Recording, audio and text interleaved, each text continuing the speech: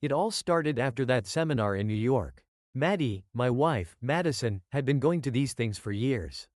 As a business consultant, it was part of her job. I never minded. I trusted her. But after that particular seminar, something changed. It wasn't obvious at first. Little things, small, almost imperceptible shifts in her behavior. She started coming home later than usual, even when the seminars were in town. Her explanations were always plausible, almost too plausible. Dinner ran late, or networking drinks turned into another meeting. I wanted to believe her. I did. But every time, there was this nagging feeling in the back of my mind that something wasn't right. I began noticing other things too, subtle but undeniable. She used to be glued to her phone when we were together, answering emails or messaging colleagues, but now she would leave it in another room or flip it face down on the table. Once or twice, I caught her smiling at her phone, only to stop when she noticed me looking. When I asked what was so funny, she'd shrug it off, saying it was just a work thing. Her absences became more frequent. She'd leave for networking events and not come back until hours later than expected. I tried not to jump to conclusions, convincing myself that I was being paranoid. But there was a growing distance between us, something I couldn't ignore. Conversations felt forced, and our connection, once so natural, seemed strained, like we were just going through the motions. It wasn't until one Friday night that my suspicions started to feel real. She said she was meeting some clients for drinks and would be home by 10. By midnight, she still wasn't back, and her phone went straight to voicemail. I waited up, pacing, replaying all the little moments that hadn't made sense lately. Something was wrong. I knew it. When she finally walked through the door around 1 a.m., she didn't even bother to offer an excuse. She just said she was tired and went straight to bed, leaving me standing in the hallway, feeling like an outsider in my own home. That night, I lay awake, staring at the ceiling, listening to her steady breathing beside me. For the first time, I felt it, something I never thought I would feel in my marriage. Doubt. Real, painful doubt. And with it, the seed of suspicion took root. I didn't know who or what yet, but something was going on with Maddie. And I was going to find out. I couldn't keep quiet for long. The nagging suspicion that something was off between us wouldn't let me rest. I tried to push it down, to ignore the feeling, but every time I looked at Maddie, it gnawed at me. She seemed different, distant, like there was a part of her life that I no longer had access to. One evening, after she came home late from another business dinner, I decided to confront her, gently, at first. Over dinner, I casually asked how the seminar had gone, and if there was anyone new she'd met, trying to sound as neutral as possible. But instead of the usual ease in our conversation, there was a brief pause, a flicker of hesitation in her eyes before she responded. "Oh, it was fine. Same old people, just a lot of networking," she said, quickly changing the subject to something trivial, like the new restaurant in town or what we should do over the weekend. I wasn't satisfied. The feeling that she was hiding something became stronger with each vague answer. So, a few days later, I pushed a little harder. "You've been working a lot lately, staying out late. Is everything okay at work?" I asked, trying to sound concerned but not accusatory. She gave me a tight smile, the kind you give when you're trying to avoid a deeper conversation. "It's just the usual stuff, Trev. You know how it is. Clients, meetings, deadlines. I'll be done soon." That should have eased my mind, but it didn't. It felt rehearsed, like a line she had prepared. The more she explained, the more my doubt grew. Her words were smooth, but there was something hollow about them.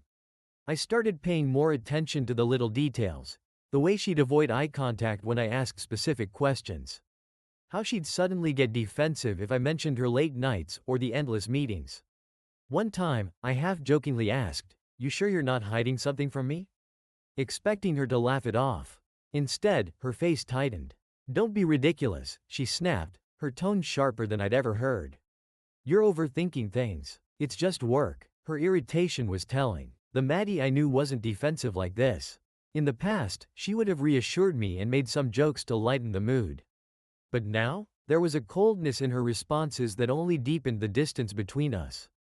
I tried not to push too hard after that. I didn't want to seem like the paranoid husband, but I couldn't shake the feeling that something was slipping away.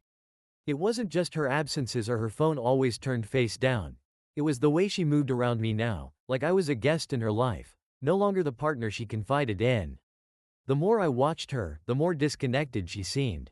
Even when she was home, She wasn't there. She'd sit with me on the couch, scrolling through her phone, smiling at something I couldn't see, or replying to messages in a way that felt too eager, too engaged for it to just work.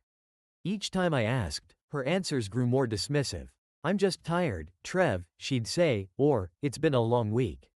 But her tiredness felt like an excuse. Her weariness wasn't from work, it was from something, or someone, else. And I wasn't imagining it.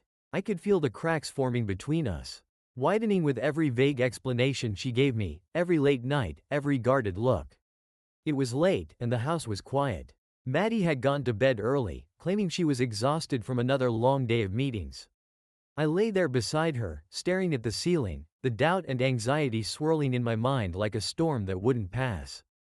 The distance between us had grown too wide to ignore. Her late nights, the vague explanations, the way she avoided looking me in the eye, it was all too much. I needed to know what was going on, no matter how much I tried to convince myself I was being paranoid. As an IT specialist, I'd always understood how easy it was to access someone's personal information if you knew where to look. I never thought I'd use those skills on my wife. But that night, I made the decision. I couldn't take the uncertainty anymore. Maddie's phone was on the nightstand, face down as usual. I could hear her breathing steadily beside me, lost in sleep. My heart raced as I carefully reached over and picked up her phone, glancing over at her to make sure she didn't stir. She was out cold. Unlocking it was simple, too simple. I knew her passcode. After all, we never kept secrets from each other, at least not before. My hands shook slightly as I navigated through her messages, feeling like I was about to step off the edge of a cliff. There it was, the name I had seen pop up on her phone a few times, Eric. I opened the conversation, half hoping to find nothing, half terrified of what I might see. The first few messages were innocent enough, work talk, updates on projects, the kind of stuff you'd expect between colleagues. But as I scrolled further, the tone shifted. It wasn't just professional anymore. There were compliments, inside jokes, and then, messages that made my stomach drop. "Had a great time at dinner tonight, as always. You're the highlight of this trip. Can't stop thinking about last night. When can we see each other again?" I kept scrolling, my breath catching in my throat. The messages became more intimate and more explicit. And with each one, I felt my world cracking apart. There were photos too. Selfies of them together at dinners, casual but close. Too close. My hands tightened around the phone as I read the words that confirmed everything I had been afraid of.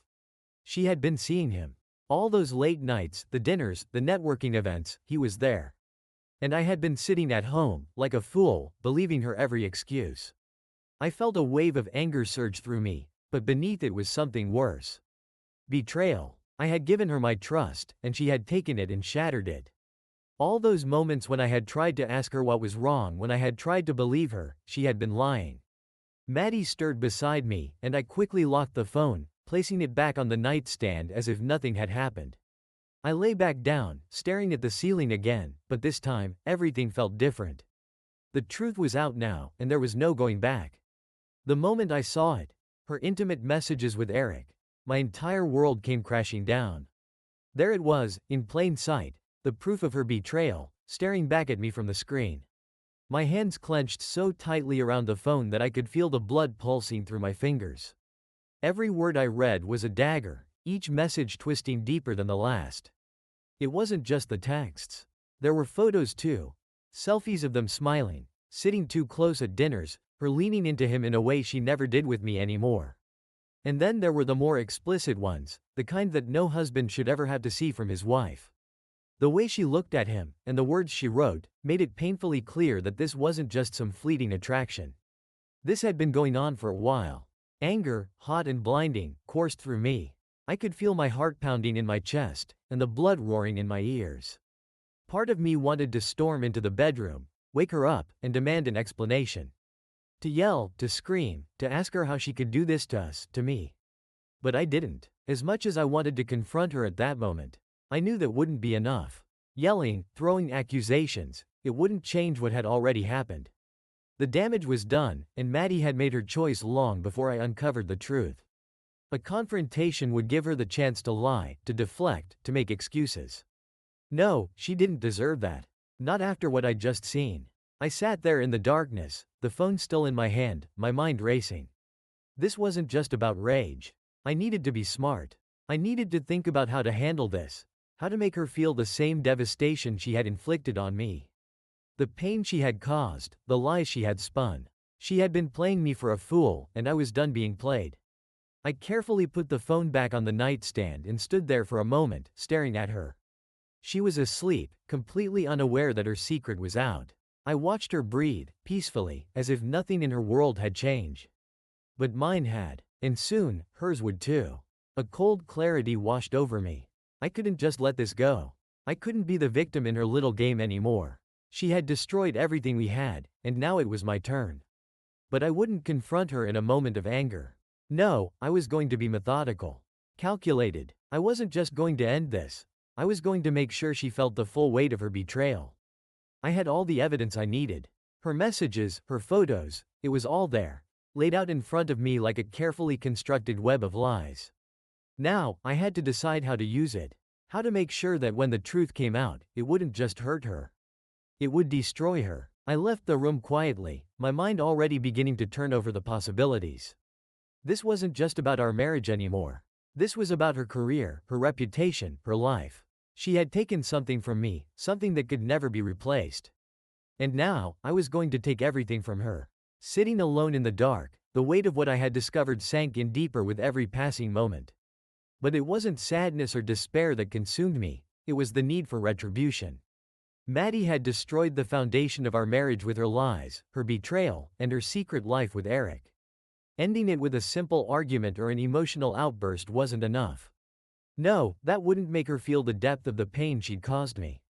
She needed to lose everything, just as I had lost my trust in her. I didn't want her to just experience regret. I wanted her to understand what it was like to have everything crumble around her. The same devastation, the same helplessness that she had forced me to feel. She had dismantled my life piece by piece, and now, I was going to do the same to hers. The plan began to form in my mind, slowly, meticulously. I wasn't going to just leave her. That would be too easy. No, I would go after the one thing she valued more than anything, her reputation. Maddie was proud of her career. She thrived in her professional world, attending conferences, networking with important figures, and always working to climb higher. That was her Achilles heel, and I was going to exploit it. I thought back to the messages and the photos. They weren't just evidence of her affair. They were the keys to dismantling her carefully constructed image. I had everything I needed to ruin her, not just in our personal life, but in her professional circle. And Eric, well, he was going to get his share of the fallout too. I pictured how it would all unfold. Maddie's colleagues, her clients, the people who admired her in the business world. They would all see her for what she truly was. The woman who presented herself as composed, dedicated, and professional, would see the lies behind the mask. The photos of her with Eric, the messages, they would become public knowledge, a scandal that would stain her reputation irreparably. I could see the headlines already. Whispers at the conferences she loved attending, shocked looks from colleagues, business opportunities slipping through her fingers. Her network would crumble, and the connections she had worked so hard to build would vanish. No one would trust her. Just like I no longer trusted her. But I wouldn't rush it. The timing had to be perfect. It had to be when she was at her peak, when she felt the most secure, the most successful. That's when I would strike, when the fall would hurt the most. I imagined the look on her face when she realized what had happened, when the carefully curated image she'd created came crashing down. When her career, her standing in the business world, and the life she had built outside of our marriage disintegrated. It wasn't just about punishment. It was about balance. She had taken my trust and my love and shattered them without a second thought. Now, I would take the one thing she held most dear. Only then would she understand the full weight of her betrayal. Only then would she feel what it was like to lose everything. And I wasn't just doing this for me. I was doing it for the man I used to be, the man who had loved her unconditionally, who had trusted her with everything. That man was gone now. And in his place was someone ready to reclaim control. Once the decision was made, the next step was execution. I wasn't going to rush this. No, it had to be perfect. Precision was key. If I wanted to destroy Maddie's life as thoroughly as she had destroyed mine, I needed to prepare carefully. The evidence of her betrayal was right there in front of me, laid out in digital form, texts, photos, every intimate word she had shared with Eric.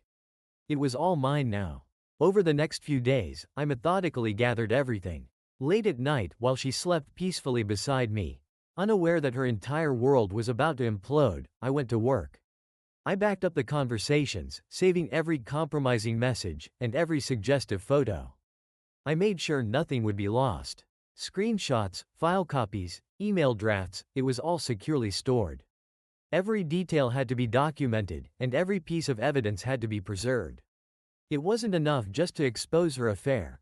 I had to ensure that once it came to light, there would be no going back. No way for her to deny or minimize it. This wasn't going to be a private revelation. This was going to be public. Maddie's professional life was everything to her. She had built a reputation in her field, earned respect from colleagues, and had an extensive network of clients and mentors. If I wanted to hurt her, I knew exactly where to strike. Her job, her career.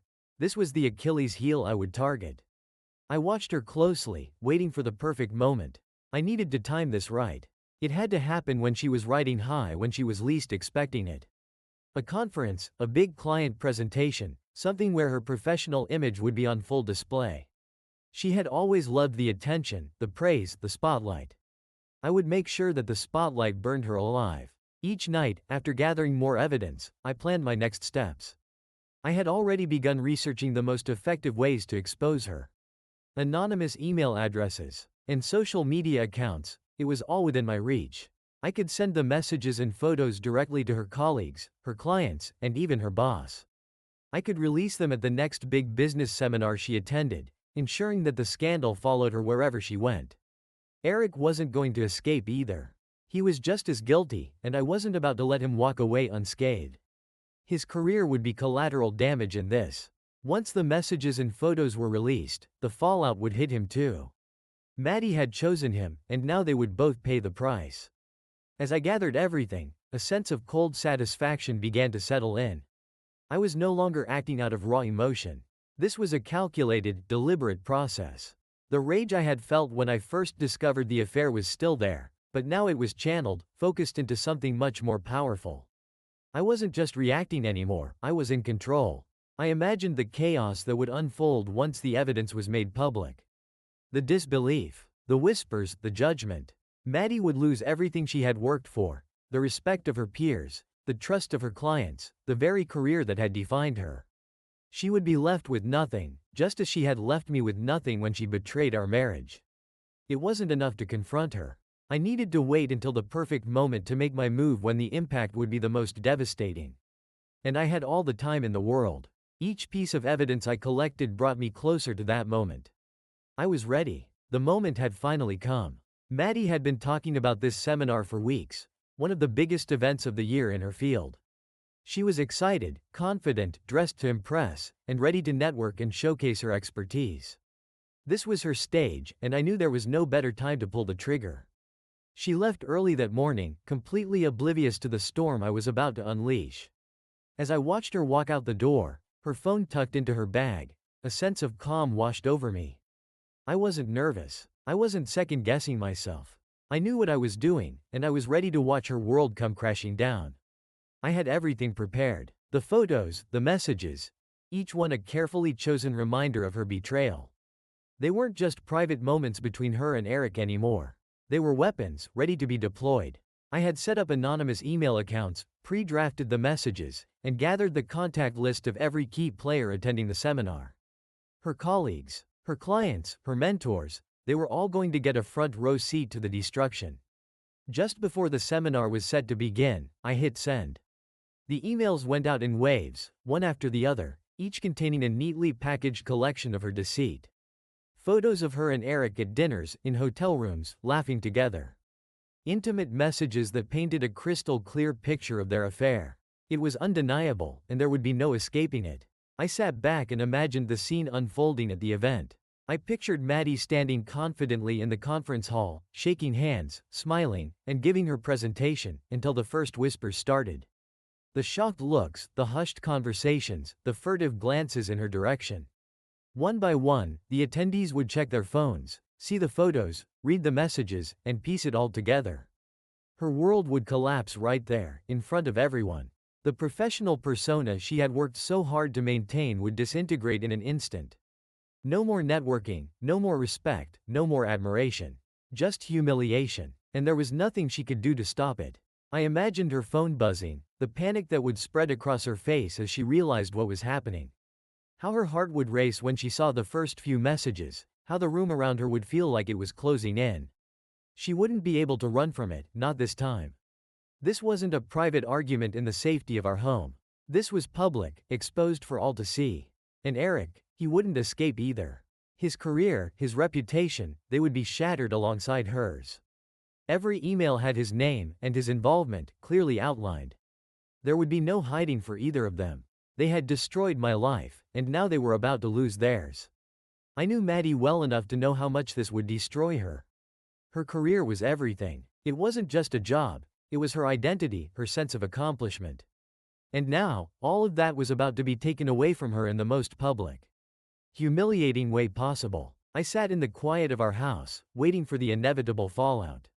My phone buzzed with incoming notifications, messages, missed calls, but I ignored them. I didn't need to see the immediate aftermath to know what was happening. I could picture it enough in my mind. The whispers, the stares, the colleagues slowly backing away from her, distancing themselves from the scandal. Her life, as she knew it, was over. And for the first time in a long while, I felt something close to satisfaction. The door creaked open that evening, and the moment Maddie stepped inside, I could see the devastation etched on her face. Her eyes were red, tears streaking down her cheeks as she stumbled into the living room. "Trevor," she cried, her voice a mix of desperation and anger. "I need to talk to you." Now, I watched her, calm and collected, as she rushed toward me. I had been preparing for this moment, steeling myself for the confrontation that would follow her public disgrace.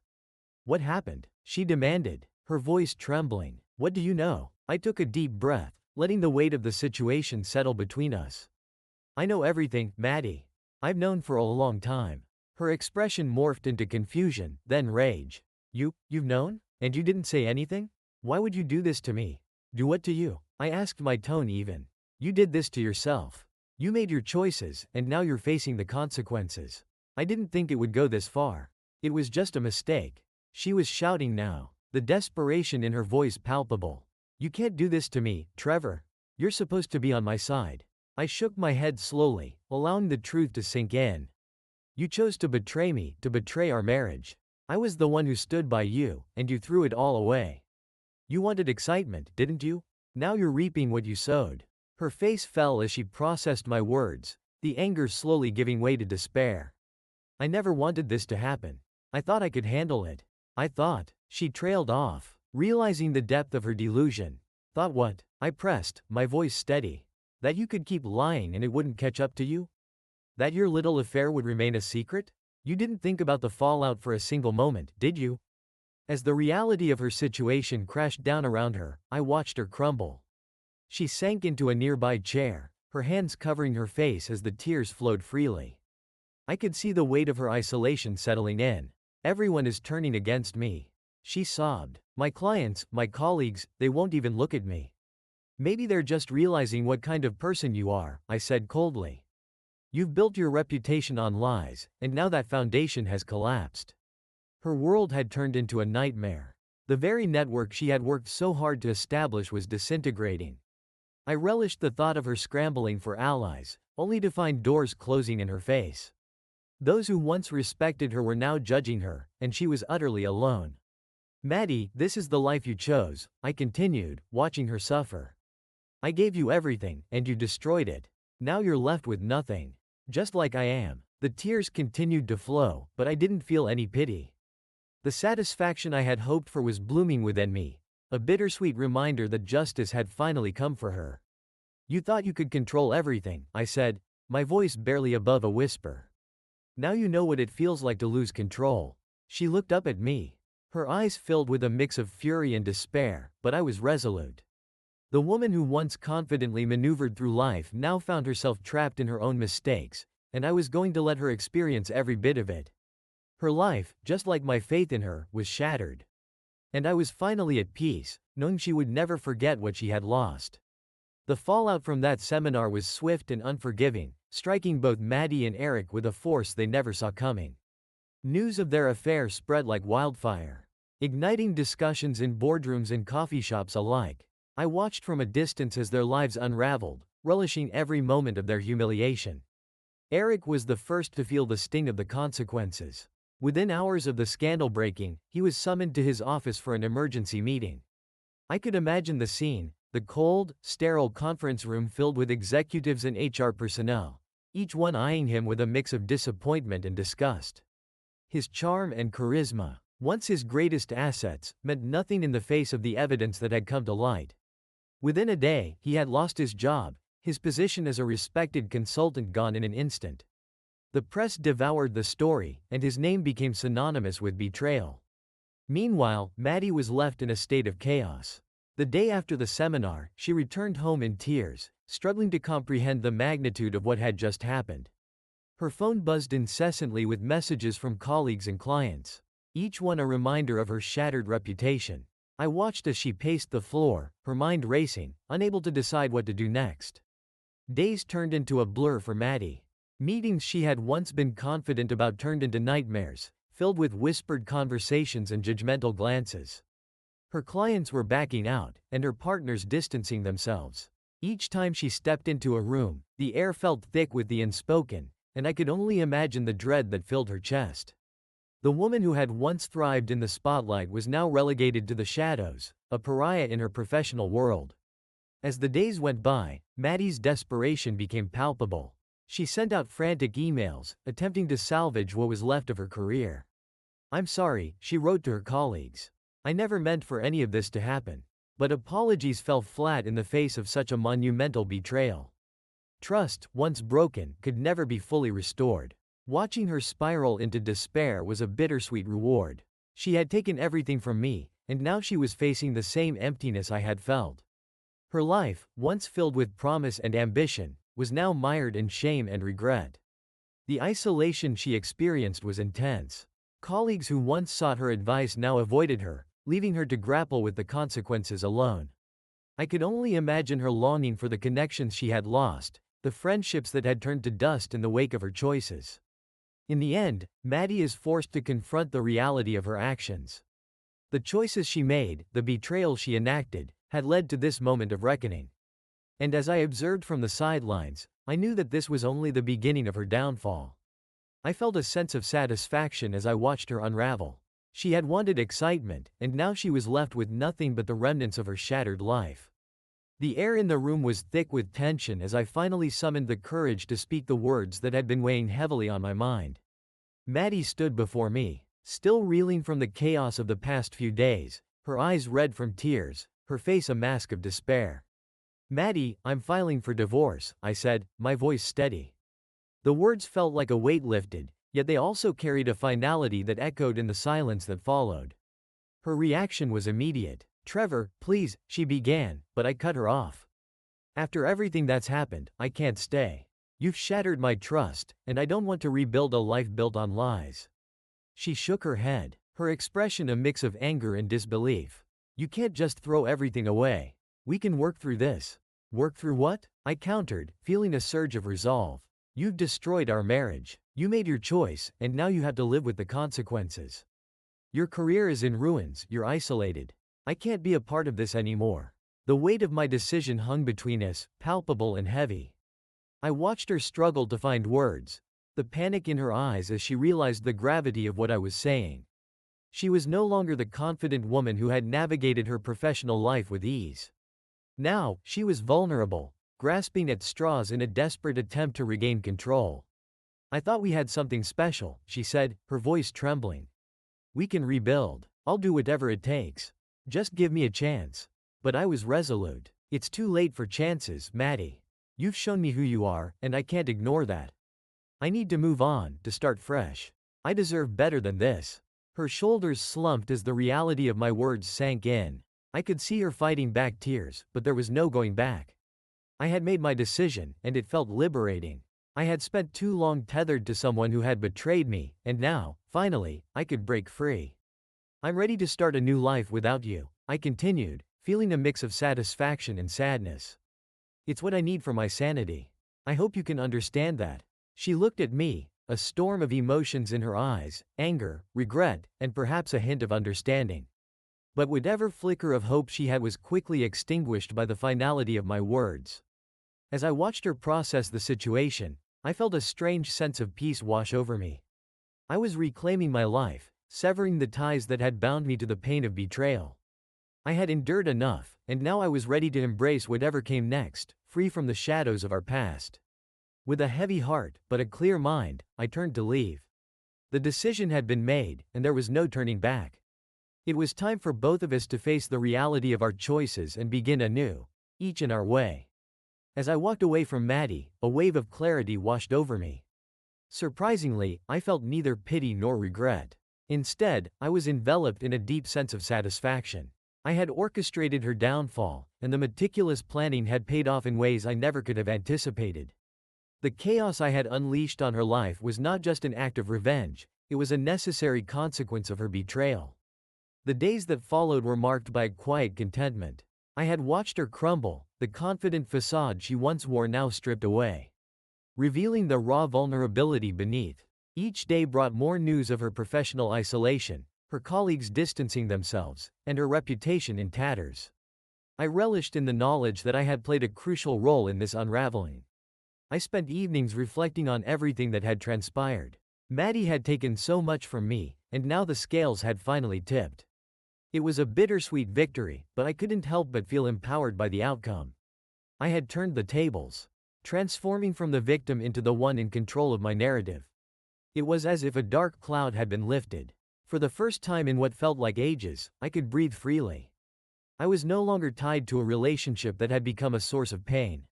The satisfaction of knowing that she was forced to confront the fallout of her choices filled me with a sense of purpose. I thought about the conversations that would unfold in the coming weeks, friends asking what had happened, colleagues whispering about the scandal. Maddie would have to navigate this new reality alone, and I found a strange comfort in that. She had relished in the excitement of her affair, and now she would learn the harsh lesson of losing everything she once held dear. There was a part of me that had once hoped for a different outcome, for a chance at reconciliation. But now, that seemed like a distant memory. I was free, and the path ahead was clear. It was time to focus on myself, explore new opportunities, and rebuild my life from the ground up. With each passing day, the weight of her betrayal became lighter, and the satisfaction of my actions solidified my resolve. Maddie would have to face the consequences alone, and I could finally move forward without the shadows of our past haunting me. I had set my course, and I was ready to embrace whatever came next, knowing that I had taken control of my destiny at last. After the divorce, an exhilarating sense of freedom washed over me. I felt as though I had shed a heavy weight, one that had burdened me for far too long. The shackles of a troubled relationship had been removed, and for the first time in years, I could breathe deeply without the lingering shadows of betrayal. With each passing day, I began to rebuild my life. I poured my energy into my career, focusing on projects that inspired me and aligning my work with my goals. The ambitions I had set aside during my marriage now took center stage. I was determined to carve out a future that reflected my true self, a future untainted by doubt or regret. The office became a sanctuary. I immersed myself in new challenges, collaborating with colleagues who respected my dedication and vision. I could feel my confidence returning, each success reinforcing my decision to leave the past behind. I sought out growth opportunities, attending conferences and networking events, and with each connection I made, I felt more empowered. Outside of work, I explored interests I had neglected. I picked up old hobbies, photography, hiking, and even cooking. Each new experience was a reminder of the life I had always wanted but had stifled for too long. I rediscovered the joy of living for myself, without the constant fear of betrayal or disappointment. As I embraced this new chapter, I surrounded myself with supportive friends who celebrated my journey. They offered encouragement and shared their own stories of resilience, and in their company, I found strength. We forged new memories together, each moment a testament to the freedom I had fought so hard to attain. I also took time for introspection, reflecting on the lessons I had learned from my past. The pain of my marriage had taught me invaluable lessons about trust and self-worth.